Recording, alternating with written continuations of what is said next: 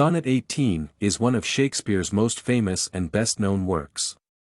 Some people like this poem because of the opening romantic phrase, "Shall I compare thee to a summer's day?"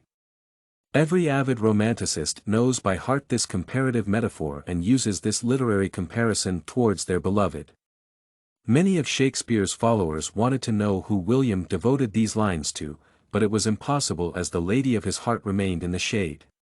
While reading this mesmerizing poem full of superlatives, an individual might come up with a claim of this work and try to analyze the hidden meanings behind the lines.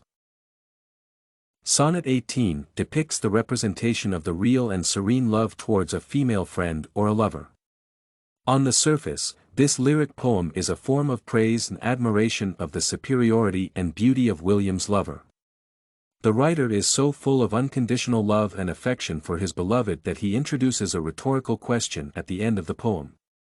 William compares his obsession with a person with weather conditions that can be either lovely or nasty. It is not accidental that Shakespeare depicts the weather with all its merits and demerits, such as sunny summer days and windy autumn. In his opinion, love is something unpredictable that can break down a person inside or give them a bright light to thrive, create and endow other people with pleasure and grace. At the end of the poem, Shakespeare says that even death cannot part him with his beloved, as their mutual affection for each other is so strong and blossoming. Shakespeare tries to prove that his love will last forever, and he expresses it by means of Sonnet 18, which guarantees that this romantic adventure will survive even under the seizure of doom and death. Line-by-line analysis. Line 1-2. The opening line is a hook, a rhetorical question that attracts the reader's attention. The comparison the writer resorts to is a form of a question the narrator wonders to know. He doubts if he suffers from the suffocating pain this love causes, comparing it to rough winds, or if it is a pure pleasure to experience. This rhetorical question is for both the writer and his reader. The representation of the perfect summer day depicts that his love is so passionate and temperate, as it is something virgin and gentle-natured like a mother loves her child with a thrill and trembling. She does not question the reason for her love, she knows it by the default position. Line 3-8. In general, the whole sonnet is centered around the description of weather with its advantages and disadvantages. The author resorts to an iambic rhythm in his poem to depict weather conditions. There are two seasons involved in this sonnet. The first one is hot summer, which represents the incredible beauty of the writer's beloved. The second one is autumn, which means the drastic change in weather. This figurative comparison is a way to say that beauty is not the everlasting treasure. It is absorbing, powerful, and alluring, but it tends to fade away quickly. The aging process happens so fast that people cannot notice it, the same way it occurs with hot summers that are so fleeting. Lines 9-14. The author writes, "Thy eternal summer shall not fade." He uses this phrase as a counterargument to the lines above. He says that even though they are getting older, nothing can part them and kill their love. Even death is weak and impotent to ruin their affection for each other, as their romantic adventure is eternal and will last forever. Lines 13 and 14 back up the idea of forever-lasting love. Shakespeare claims that even if his lover is advanced in years, for him, she will remain forever young and beautiful. Sonnet 18 is the confession of Shakespeare's feelings for his beloved. This witty comparison is considered to be a masterpiece in terms of romantic novellas and poems. This poem is an example of how a man can love a woman no matter what difficulties, pitfalls, or other issues people might face on their life paths. Real love does not require evidence, it lasts, overcoming everything that can affect it, be it the time killing people or other seductive beautiful women.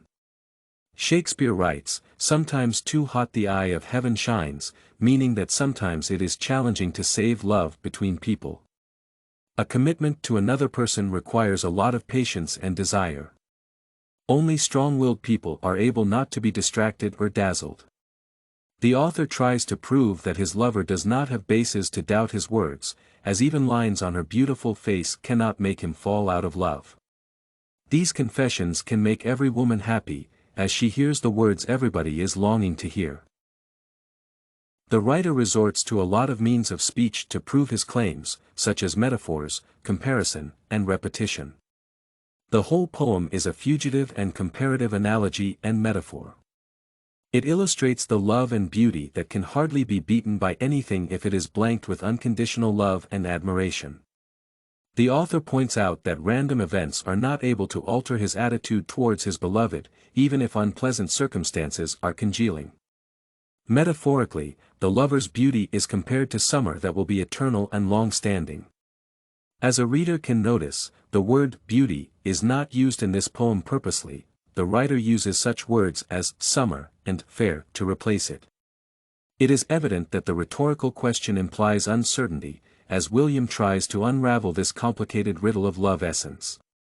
Still, the last sentence gives the reader the image of the author's determined position, proving the fact that he will love her whatsoever.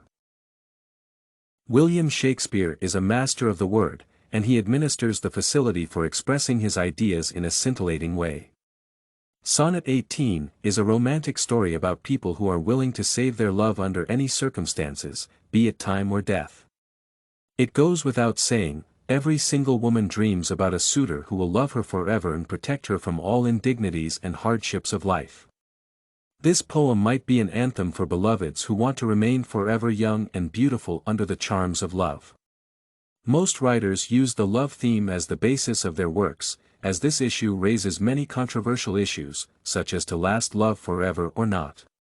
William Shakespeare is a history that, hands down, from generation to generation. His works are soaked in passion and love to make readers hover above the sky, indulging their amorous-related dreams. You can find this and many other essay samples on our website, studycorgi.com.